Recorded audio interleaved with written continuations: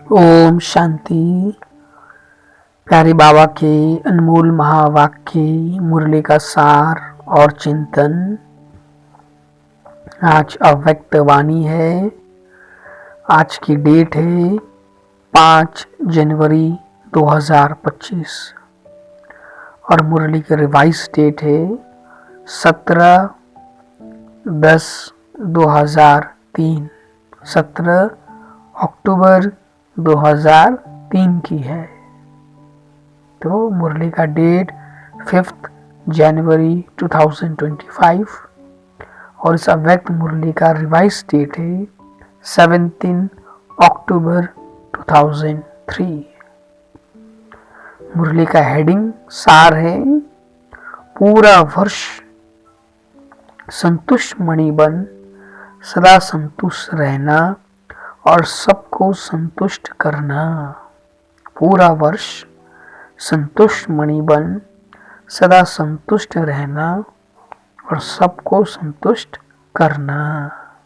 तो ज़रूर है ना, बाबा हमें होमवर्क दे रहे हैं। अब ये जनवरी 2025 नया साल है, तो ज़रूर इस साल को ये भी हम लक्ष्य रखें कि मुझे पूरा साल संतुष्ट रहना है और सबको संतुष्ट करना है।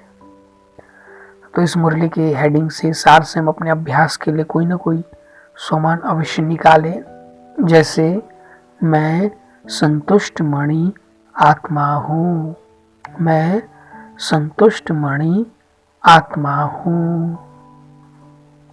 फिर प्यारे बाबा ने आज मुरली में कहा, आज दिलाराम बाप दादा अपने चारों ओर के सामने वालों को भी और दूर सो समीप वालों को भी हर एक राज दुलारे अति प्यारे बच्चों को देख हर्षित हो रहे हैं। तो हमें बाबा कितना प्यार कर रहे हैं ना, राज दुलारे बच्चों को देख के बाबा खुश हो रहे, हर्षित हो रहे। हर एक बच्चा राजा है ना, इसलिए राज दुलारे हैं। तो हम राज दुलारे क्यों हैं? क्योंकि हम हर एक बच्चा राजा है ना। इस समय तो हम सब राजा है ना, मन बुद्धि संस्कार और कर्म इंद्रियों के। तो ये परमात्म प्यार दुलार विश्व में बहुत थोड़ी सी आत्माओं को प्राप्त होता है, लेकिन आप सभी परमात्म प्यार परमात्म दुलार के अधिकारी हैं। तो कितने नशे की बात बाबा कह रहे कि हम सब परमात्म प्यार और परमात्म दुलार के अधिकारी हैं। दुनिया की आत्माएं पुकार रही हैं, आओ आओ, लेकिन आप सभी परमात्म प्यार अनुभव कर रहे हो ना, परमात्म पालना में पल रहे हो। तो सारी दुनिया पुकार रही है और हम सब परमात्म प्यार को अनुभव कर रहे हैं और परमात्म पालना में पल रहे हैं। ऐसा अपना भाग्य अनुभव करते हो? बाबा पूछ रहे हैं ना। तो वाह, हम ऐसा भाग्य हम सब अनुभव करते हैं। बाबा हम सब अनुभव करते हैं। बाप दादा सभी बच्चों को डबल राज्य अधिकारी देख रहे हैं। अभी के भी स्वराज्य अधिकारी राजे हो और भविष्य में तो राज्य आपका जन्म सिद्ध अधिकार है। तो डबल राजे हो ना, सभी राजा हो ना, प्रजा तो नहीं। राजयोगी हो या कोई कोई प्रजा योगी भी है कोई प्रजा योगी? पीछे वाले राजयोगी हो? तो बाबा पूछ रहे पीछे वालों को भी, सबको पूछ रहे हैं, है ना। हम सब भी क्या कहेंगे, हाँ बाबा हम तो राजयोगी हैं, प्रजा योगी तो नहीं है ना। प्रजा योगी कोई नहीं है ना, पक्का सोच के हाँ करना। राज अधिकारी अर्थात सर्व सूक्ष्म और स्थूल कर्म इंद्रियों के अधिकारी, क्योंकि स्वराज्य है ना। तो राजा अधिकारी, राज अधिकारी माना बाबा कह रहे सूक्ष्म मन बुद्धि संस्कार और इन स्थूल कर्म इंद्रियों के अधिकारी। फिर वह पूछ रहे हैं तो कभी कभी राजा बनते हो या सदा राजे रहते हो? हम सब तो सदा राजे रहते हैं ना। तो भूले अपने मन बुद्धि संस्कार के भी अधिकारी हो, सदा अधिकारी हो या कभी कभी? बाबा पूछ रहे। स्वराज्य तो सदा स्वराज्य होता है या एक दिन होता है दूसरा दिन नहीं होता है? बाबा पूछ रहे। राज्य तो सदा होता है ना, तो सदा स्वराज्य अधिकारी अर्थात सदा मन बुद्धि संस्कार के ऊपर अधिकार। तो सदा स्वराज्य अधिकारी माना सदा ही मन बुद्धि और संस्कार के ऊपर अधिकार। तो बाबा पूछ रहे सदा है? सदा है ना, मन बुद्धि संस्कार पर हमारा अधिकार है। बाबा हमें पूछ रहे सदा में हाँ नहीं करते है ना? उस समय बैठे होंगे तो सब हाँ नहीं कर रहे होंगे। कभी मन आपको चलाता है या आप मन को चलाते हो? कभी मन मालिक बनता है ना? बाबा पूछ रहे। तो सदा स्वराज्य अधिकारी सो विश्व राज्य अधिकारी। तो बाबा ने सार में कह रहे हैं कि जो सदा स्वराज्य अधिकारी सो वो विश्व राज्य अधिकारी बनते हैं। आगे बाबा कह रहे हैं तो सदा चेक करो जितना समय और जितनी पावर से अपने कर्मेंद्रियों मन बुद्धि संस्कार के ऊपर अभी अधिकारी बनते हो, उतना ही भविष्य में राज्य अधिकार मिलता है।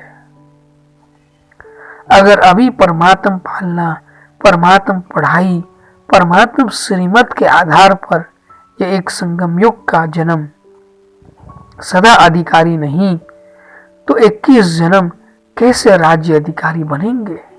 तो अगर हम अभी है ना इतनी पालना पढ़ाई श्रीमत मिल रही है बाबा की, तो अगर हम अभी सदा अधिकारी नहीं बनेंगे तो 21 जन्म फिर हम कैसे राज्य अधिकारी बनेंगे? हिसाब है ना। तो बाबा ये हमें हिसाब समझा रहे हैं। इस समय का स्वराज्य स्व का राजा बनने से ही 21 जन्म की गारंटी है। मैं कौन और क्या बनूंगा, अपना भविष्य वर्तमान के अधिकार द्वारा ही स्वयं जान सकते हो। मैं कौन और क्या बनूंगा तो अपना भविष्य वर्तमान के अधिकार द्वारा स्वयं ही जान सकते हो। सोचो, बाबा के सोच। आज बाबा हमें सोचने के लिए कह रहे हैं कि बाबा कह रहे सोचो। किस बात को सोचना है? कि आप विशेष आत्माओं की अनादि आदि पर्सनालिटी और रॉयल्टी कितनी ऊंची है। तो हम विशेष आत्माओं की अनादि माना जब हम परम धाम ब्रह्मलोक में हैं, और आदि जब इस सृष्टि में आते हैं तो हमारी पर्सनालिटी और रॉयल्टी कितनी ऊंची है। तो बाबा हमें स्मृति दिला रहे हैं। तो जरूर हम अपनी बुद्धि के द्वारा उसका चित्र भी बनाते जाए, विजुअलाइजेशन भी करते जाए। तो बाबा कह रहे अनादि रूप में देखो। तो सब देख रहे हैं ना अनादि रूप परम धाम में। जब आप आत्माएं परम धाम में रहती हो तो कितनी चमकती हुई आत्माएं दिखाई देती हो। उस चमक की रॉयल्टी पर्सनालिटी कितनी बड़ी है, दिखाई देती है। हाँ जी बाबा, हम सबको दिखाई दे रहा है। और बाप के साथ साथ आत्मा रूप में भी रहते हो और समीप रहते हो। तो देखिए कैसे मैं आत्मा रूप में हूँ और बाबा की बिल्कुल समीप हूँ मैं परम धाम में। जैसे आकाश में कोई कोई सितारे बहुत ज्यादा चमकने वाले होते हैं ना, ऐसे आप आत्माएं भी विशेष बाप के साथ और विशेष चमकते हुए सितारे होते हो। तो परम धाम में सभी आत्माएं होती 800 850 करोड़, परंतु उन सब आत्माओं में हम सब बाबा के बच्चों का आत्माओं का चमकता हुआ स्वरूप सबसे न्यारा और प्यारा रहता है। ऐसे आप आत्मा भी विशेष बाप के साथ और विशेष चमकते हुए सितारे होते हो ना। परम धाम में भी आप बाप के समीप हो। फिर आदि सत्युग में। अब बाबा हमें सत्युग का दृश्य दिखा रहे हैं, तो जरूर उसका भी चित्र सामने आए, विजुअलाइजेशन करे। फिर आदि सत्युग में भी आप देव आत्माओं की पर्सनालिटी और रॉयल्टी कितनी ऊंची है।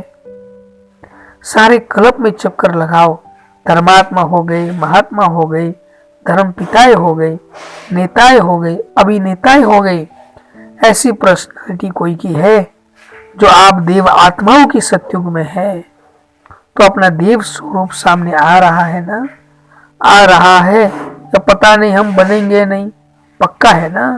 अपना देव रूप सामने लाओ और देखो, पर्सनालिटी सामने आ गई, कितनी रॉयल्टी है। प्रकृति भी पर्सनालिटी वाली हो जाती है ना, पंक्षी, वृक्ष, फल फूल सब पर्सनालिटी वाली, रॉयल। अच्छा, फिर आओ नीचे, तो अपना पूज्य स्वरूप देखा है ना, आपकी पूजा होती है। डबल फॉरेनर्स पूज्य बनेंगे कि इंडिया वाले बनेंगे? आप लोग देविया देवताएं बने हो ना, सूढ़ वाला नहीं, पूछ वाला नहीं, देविया भी वहां काली रूप नहीं, लेकिन देव आत्माओं के मंदिर में देखो आपकी पूज्य स्वरूप की कितनी रॉयल्टी है। तो सत्य में देवता रूप की भी रॉयल्टी है, तो द्वापर से जो हमारे मंदिर बनते हैं पूज्य रूप की भी हमारी कितनी रॉयल्टी है, कितनी पर्सनालिटी है ना। मूर्ति होगी 4 फुट और 5 फुट की, और मंदिर कितना बड़ा बनाते हैं, है ना। तो यह रॉयल्टी और पर्सनालिटी है। ये भी इतना बड़ा मंदिर बनना, ये भी हमारी रॉयल्टी और पर्सनालिटी की निशानी है। आजकल के चाहे प्राइम मिनिस्टर हो, चाहे राजा हो, लेकिन धूप में विचारों का बूथ बनाकर रख देंगे, क्या भी होता रहे, है ना। पंक्षी आएंगे वहां गंदगी भी करके जाते हैं, और हमारा कितना ध्यान रख करके, कितना प्यार से बाबा कह रहे रखते हैं ना मंदिरों में। और आपके पूज्य स्वरूप की पर्सनालिटी कितनी बड़ी है ना बढ़िया। तो बाबा पूछ रहे, फिर बाबा कह रहे कुमारियां बैठी है ना, रॉयल्टी है ना आपकी। फिर अंत में संगम युग में भी, अब बाबा हमें संगम युग में ला रहे, आप सबकी रॉयल्टी कितनी ऊंची है। ब्राह्मण जीवन की पर्सनालिटी कितनी बड़ी है। डायरेक्ट भगवान ने आपके ब्राह्मण जीवन में पर्सनालिटी और रॉयल्टी भरी है। तो ब्राह्मण जीवन में हमारी कितनी बड़ी पर्सनालिटी है। क्यों? क्योंकि डायरेक्ट भगवान ने आपके ब्राह्मण जीवन में पर्सनालिटी और रॉयल्टी भरी है। तो ब्राह्मण जीवन का चित्रकार कौन है ना, हमारे इस ब्राह्मण जीवन का चित्रकार कौन है? स्वयं बाप। तो ब्राह्मण जीवन की पर्सनालिटी रॉयल्टी कौन सी है? प्यूरिटी है ना। इस समय प्यूरिटी के कारण ही हमारी पर्सनालिटी रॉयल्टी है। तो प्यूरिटी ही रॉयल्टी है ना। तो ब्राह्मण आत्माएं सभी जो भी बैठे हैं, तो प्यूरिटी की रॉयल्टी है ना। हाँ, तो कहाँ ढिलाओ, पीछे वाले हाथ उठा रहे हैं ना। आप पीछे नहीं हो, सामने हो ना। देखो, नजर पीछे जाती है, आगे तो ऐसा देखना पड़ता है, पीछे ऑटोमेटिक जाती है। तो प्यारी बाबा ने कैसे हमें एक तो हमें राज्य अधिकारी बनने के लिए कहा, और फिर कैसे हमें है ना अपना अनादि आदि और पूज्य ब्राह्मण जी स्वरूप का बाबा ने हमें कैसे श्रेष्ठ पर्सनालिटी बताई।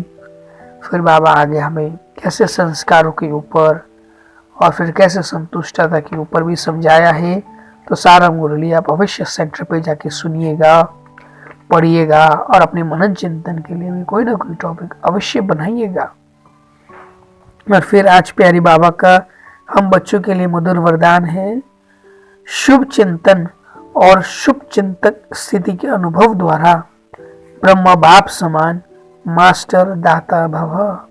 शुभ चिंतन और शुभ चिंतक स्थिति के अनुभव द्वारा ब्रह्म बाप समान मास्टर दाता भव। तो ब्रह्म बाप समान मास्टर दाता बनना है, तो हमारे अंदर शुभ चिंतन और शुभ चिंतक स्थिति होनी चाहिए। फिर वरदान के स्पष्टीकरण में बाबा ने कहा, ब्रह्म भाव समान मास्टर दाता बनने के लिए ईर्ष्या, घृणा और क्रिटिसिज्म, है ना, किसी की ईर्ष्या, घृणा और क्रिटिसिज्म माना किसी के बारे में अच्छा बुरा, कुछ न कुछ बुरा करना, है ना, कुछ न कुछ टोन कर देना, कुछ न कुछ कह डालना, ऐसी, है ना। तो इन तीनों बातों से मुक्त रहकर सर्व के प्रति शुभ चिंतक बनो और शुभ चिंतन स्थिति का अनुभव करो, क्योंकि जिसमें ईर्ष्या की अग्नि होती है वह स्वयं जलते हैं, दूसरों को परेशान करते हैं। घृणा वाले खुद भी गिरते हैं, दूसरों को भी गिराते हैं। और हंसी में भी क्रिटिसाइज करने वाले आत्मा को हिम्मतहीन बनाकर दुखी करते हैं। इसलिए इन तीनों बातों से मुक्त रहकर शुभ चिंतक स्थिति के अनुभव द्वारा दाता के बच्चे मास्टर दाता बनो। तो कितना सुंदर बाबा हमें गहराई से, है ना, छोटी छोटी बातों पर ध्यान दिला रहे। तो बाबा ने कहा ब्रह्म भाव समान मास्टर दाता बनने के लिए ईर्ष्या, घृणा और क्रिटिसिज्म, इन तीनों बातों से मुक्त रहकर सर्व के प्रति शुभ चिंतक बनो और शुभ चिंतन स्थिति का अनुभव करो, क्योंकि जिसमें ईर्ष्या की अग्नि होती है वह स्वयं जलते हैं, दूसरों को परेशान करते हैं। घृणा वाले खुद भी गिरते हैं, दूसरों को भी गिराते हैं। और हंसी में भी क्रिटिसाइज करने वाले आत्मा को हिम्मतहीन बनाकर दुखी करते हैं। इसलिए इन तीनों बातों से मुक्त रह शुभ चिंतक स्थिति के अनुभव द्वारा दाता के बच्चे मास्टर दाता बनो। तो जरूर इस वरदान से भी हम अपने अभ्यास के लिए कोई ना कोई सुमन अवश्य तैयार करें कि मैं ब्रह्मा भाव समान मास्टर दाता हूँ, मैं ब्रह्मा भाव समान मास्टर दाता हूँ। फिर आज प्यारे बाबा ने हमें स्लोगन में कहा, मन, बुद्धि और संस्कारों पर संपूर्ण राज्य करने वाले स्वराज्य अधिकारी बनो। मन, बुद्धि और संस्कारों पर संपूर्ण राज्य करने वाले स्वराज्य अधिकारी बनो। तो जरूर इस स्लोगन से भी हम अपने अभ्यास के लिए कोई ना कोई तैयार करें, जैसे मैं स्वराज्य अधिकारी आत्मा हूँ, मैं स्वराज्य अधिकारी आत्मा हूँ। फिर इस मास का जो अव्यक्त इशारा बाबा दे रहे हमें शक्तिशाली मनसा सेवा के लिए, तो आज बाबा कह रहे हैं आप ब्राह्मण बच्चे तना हो, है ना, जड़ में भी है, कल्प वृक्ष में आपने देखा होगा जड़ में भी है तो तना भी है ना। तो हम ब्राह्मण बच्चे तना में, क्योंकि हम ही जड़ में है तो हम वही आत्मा तना में आते हैं। तना से ही सारे विश्व वृक्ष को साकाश पहुंचती है ना। तो विश्व को साकाश देने वाले बनो। अगर 20 सेंटर, 10 सेंटर, 30 सेंटर या 200-250 सेंटर या जोन या बुद्धि में रहेगा तो बेहद में साकाश नहीं दे सकेंगे। इसलिए हदों से निकल अब बेहद की सेवा का पाठ आरंभ करो। बेहद में जाने से हद की बातें आप ही छूट जाएगी। बेहद की सकाश से परिवर्तन होना यह फास्ट सेवा का रिजल्ट है। बेहद की सकाश से परिवर्तन होना यह फास्ट सेवा का रिजल्ट है। तो जरूर हम बेहद की, है ना, मनसा सेवा करें और हमारा जो अव्यक्त इशारा का इस मास का सोमान है उसको भी हम जरूर स्मृति में लाएं और यूज करें कि मैं विश्व कल्याणकारी आत्मा हूँ, मैं विश्व कल्याणकारी आत्मा हूँ। फिर आज फॉलो फादर के लिए प्यारे बाबा कह रहे हैं, सर्व के सहयोगी स्नेही जरूर बनो, गुण ग्राहक जरूर बनो, लेकिन फॉलो फादर। ब्रह्मा बाप की लास्ट स्टेज राज ऋषि की देखी, इतना बच्चों का प्यार होते भी, सामने देखते हुए भी न्यारापन ही देखा। बेहद का वैराग्य यह स्थिति प्रैक्टिकल में देखी ना। कर्म भोग होते भी कर्मेंद्रियों पर अधिकारी बन, अर्थात और राज ऋषि बन संपूर्ण स्थिति का अनुभव कराया। तो फॉलो फादर ना, कोई भी राज्य कारोबारी धोखा ना दे। तो कितना सुंदर फॉलो फादर के लिए बाबा कह रहे हैं, सर्व के सहयोगी इसने ही जरूर बनो, गुण ग्राहक भी जरूर बनो, लेकिन फॉलो फादर। ब्रह्मा बाप की लास्ट स्टेज राज ऋषि की देखी, इतना बच्चों का प्यार होते भी, सामने देखते हुए भी न्यारापन ही देखा, बेहद का वैराग्य। यह स्थिति प्रैक्टिकल में देखी ना, कर्म भोग होते हुए भी कर्मेंद्रियों पर अधिकारी बन, अर्थात राज ऋषि बन संपूर्ण स्थिति का अनुभव कराया। तो फॉलो फादर, कोई भी राज्य कारोबारी धोखा ना दे।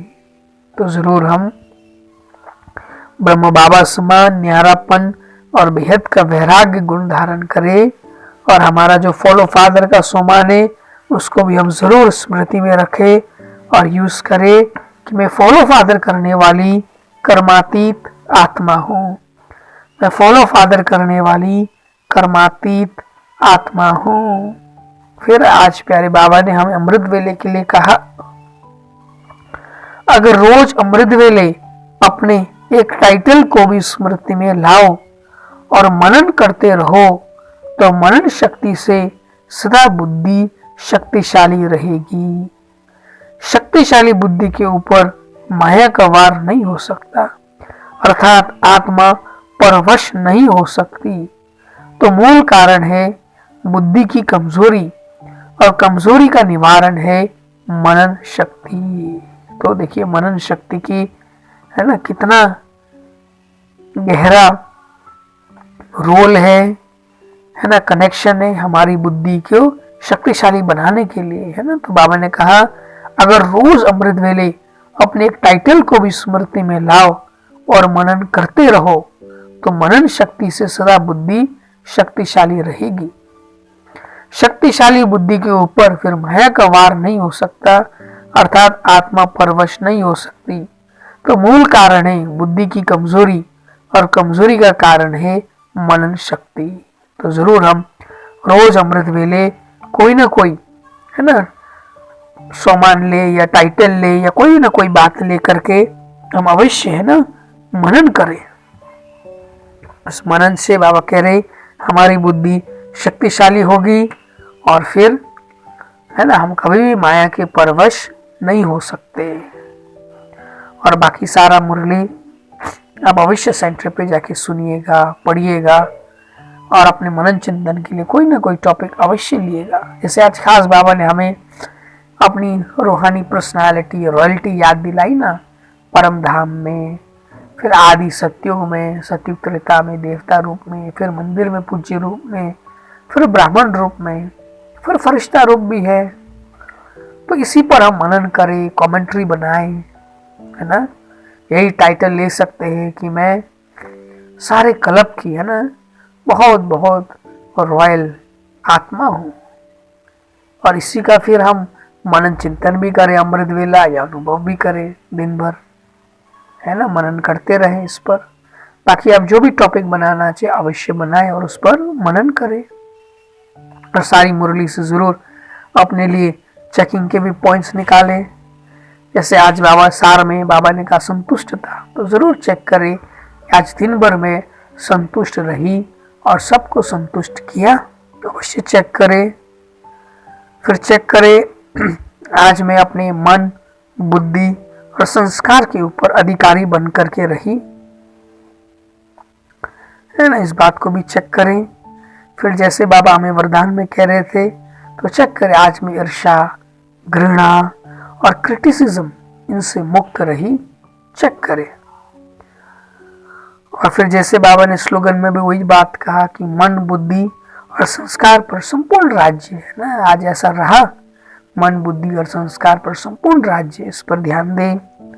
फिर जैसे बाबा ने अव्यक्त इशारे में कहा कि बेहद की सेवा करनी है, बेहद विश्व को सकाश देना है, तो जरूर इस पर चेक करें कि मैंने बेहद विश्व को सकाश दिया। और फिर जैसे फॉलो फादर में बाबा ने कहा कि न्यारापन रहना और ब्रह्म बाबा के समान और बेहद का वैराग्य वृत्ति, तो चेक करें मैं न्यारापन को फिर से धारण करके रखी और बेहद का वैराग्य है ना, इस पुरानी चीची दुनिया, चीची शरीर, पुराने संबंध, संस्कार, सबसे वैराग्य ऐसी स्थिति रही, अवश्य चेक करें और इन सभी पॉइंट्सों में स्वयं को 10 में से नंबर दे।